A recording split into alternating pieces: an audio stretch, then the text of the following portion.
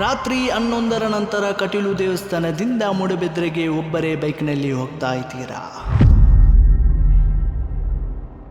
ಹಾಗಿದ್ರೆ ದಾರಿ ಮಧ್ಯೆ ಒಂದು ಬಿಳಿ ಸೀರೆ ಉಟ್ಟ ಹೆಂಗಸು ನಿಮ್ಮನ್ನು ನಿಲ್ಲಿಸಿ ಲಿಫ್ಟ್ ಕೇಳಿದ್ರೆ ನೀವು ಏನ್ ಮಾಡ್ತೀರಾ? ನಿಲ್ಲಿಸಿದ್ರೆ ಸಾವು, ನಿಲ್ಲಿಸದೆ ಹೋದ್ರೂ ಸಾವು. ಇದು ಕಳೆದ 30 ವರ್ಷದಿಂದ ನಡೆಯುತ್ತಿರುವ ಕಟೀಲಿನ ರಿಯಲ್ ಹಾರರ್ ಸ್ಟೋರಿ. ಈ ವಿಡಿಯೋ ಕೊನೆವರೆಗೂ ನೋಡಿ ಆಯ್ತಾ, ಆದ್ರೆ ಒಬ್ಬರೇ ನೋಡ್ಬೇಡಿ.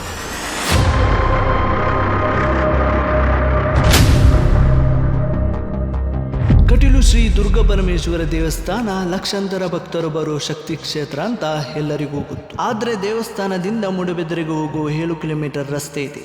2 ಕಡೆ ದಟ್ಟವಾದ ಕಾಡು, ಸ್ಟ್ರೀಟ್ ಲೈಟ್ ಇಲ್ಲ, ಫೋನ್ ನೆಟ್ವರ್ಕ್ ಅಂತೂ ಇಲ್ವೇ ಇಲ್ಲ.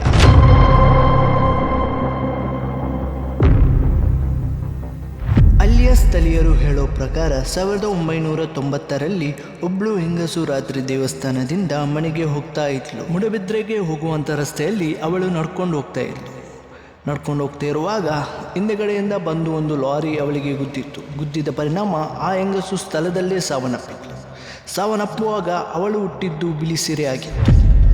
ಅಂದಿನಿಂದ ಆ ರಸ್ತೆಯಲ್ಲಿ ರಾತ್ರಿ 11ರ ನಂತರ ಅದೇ ಬಿಳಿ ಸೀರೆ ಕಾಣಿಸಿಕೊಳ್ಳುತ್ತೆ. ಯಾರನ್ನಾದ್ರೂ ಲಿಫ್ಟ್ ಕೇಳುತ್ತೆ.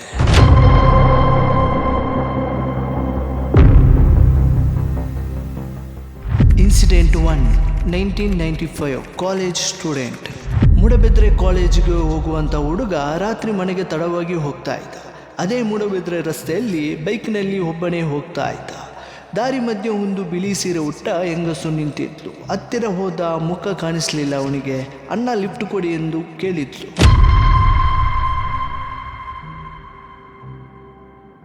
ಅವನು ಒಳ್ಳೆ ಮನಸ್ಸು ಮಾಡಿ ಬೈಕನ್ನು ತಕ್ಷಣವೇ ನಿಲ್ಲಿಸಿದ. ಬೈಕಿನ ಹಿಂದಿನ ಸೀಟಿನಲ್ಲಿ ಅವಳನ್ನು ಕೂರಿಸಿಕೊಂಡ. 2 ಕಿಲೋಮೀಟರ್ ಹೋದಾದ್ಮೇಲೆ ಏನೋ ಇವನಿಗೆ ಅನುಮಾನವಾಯಿತು. ಹಿಂದೆ ತಿರುಗಿ ನೋಡಿದ, ಯಾರೂ ಇಲ್ಲ, ಕೇವಲ ಬಿಳಿ ಸೀರೆ ಮಾತ್ರ ಗಾಳಿಗೆ ಹಾರ್ತಾ ಇತ್ತು.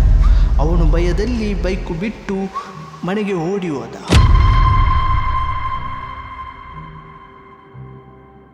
ತದನಂತರ 3 ದಿನ ಬಿಟ್ಟು ಅವನ ಬೈಕ್ ದೇವಸ್ಥಾನದ ಕೆರೆ ಹತ್ರ ಸಿಕ್ಕಿತು.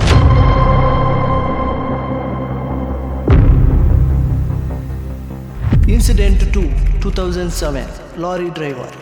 ಸಿಮೆಂಟ್ ಲೋಡಿನ ಲಾರಿ ರಾತ್ರಿ 1 ಗಂಟೆಗೆ ಆ ರಸ್ತೆಯಲ್ಲಿ ಹೋಗ್ತಾ ಇತ್ತು. ಆ ರಸ್ತೆಯಲ್ಲಿ ಹೋಗ್ತಾ ಇರುವಾಗ ದೂರದಲ್ಲಿ ಒಂದು ಬಿಳಿ ಆಕಾರ ಕಾಣಿಸಿತ್ತು. ಆ ಬಿಳಿ ಆಕಾರ ಕೈ ತೋರಿಸಿ ನಿಲ್ಲಿಸಲು ಪ್ರಯತ್ನಿಸುತ್ತಿತ್ತು.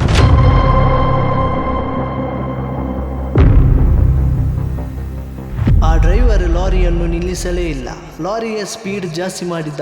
ಆತ ಮಿರರ್ನಲ್ಲಿ ನೋಡಿದಾಗ ಆ ಸೀರೆ ಲಾರಿ ಜೊತೆ ಬರ್ತಾ ಇತ್ತು. 3 ಕಿಲೋಮೀಟರ್ ವರೆಗೂ ಬೆನ್ನತ್ತಿತ್ತು. ಆಮೇಲೆ ಕೆರೆ ಕಡೆ ಹಾರಿ ಹೋಯಿತು. ಆ ಡ್ರೈವರ್ ಭಯದಿಂದ 3 ದಿನ ಮನೆ ಬಿಟ್ಟು ಹೊರಗೆ ಬರಲೇ ಇಲ್ಲ. ಆಮೇಲೆ ಆ ರೂಟಲ್ಲಿ ಹೋಗೋದನ್ನೇ ಬಿಟ್ಟ.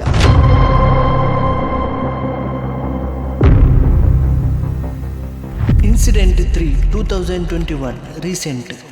ತಡರಾತ್ರಿ 2 ಯುವಕರು ಬೈಕ್ನಲ್ಲಿ ಮನೆಗೆ ಹೋಗ್ತಾ ಇತ್ತು. ರಸ್ತೆ ಮಧ್ಯೆ ಒಂದು ಬಿಳಿ ಸೀರೆ ಗಾಳಿಗೆ ಹಾರ್ತಾ ಇತ್ತು. ಅದನ್ನು ನೋಡಿ ತಕ್ಷಣವೇ ಬೈಕನ್ನು ನಿಲ್ಲಿಸಿತು. ಭಯದಿಂದ ಆ ಯುವಕರು ಕೂಗಲು ಶುರು ಮಾಡಿದ್ರು. ಕೂಗುವಾಗ ಆ ಬಿಳಿ ಸೀರೆ ಮಾಯವಾಯಿತು.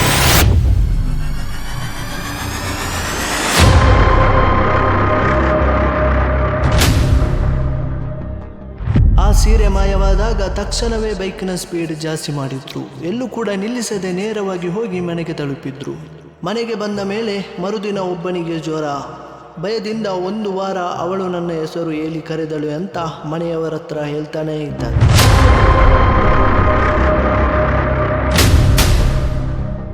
ಅಂದಿನಿಂದ ಇವತ್ತಿನವರೆಗೂ ಆ 2 ಯುವಕರು ರಾತ್ರಿ ಮನೆಯಿಂದ ಹೊರಗೆ ಬರೋದೇ ಇಲ್ಲ.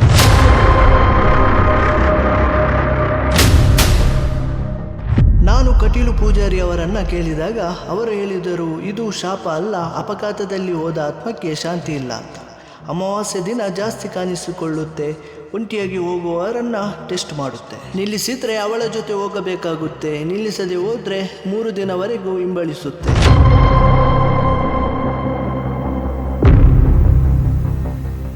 ಇದರ ಬಗ್ಗೆ ಪೊಲೀಸರು ಕೂಡ ಕೇಸ್ ಫೈಲ್ ಮಾಡಿದ್ದಾರೆ. ಆದರೆ ಯಾವುದೇ ಪ್ರೂಫ್ ಸಿಕ್ಕಿಲ್ಲ.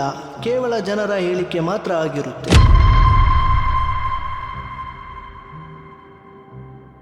ಇದಾಗಿತ್ತು ಕಟೀಲು ರಸ್ತೆಯ ಬಿಳಿಸಿರೆಯ ನೈಜ ಕತೆ.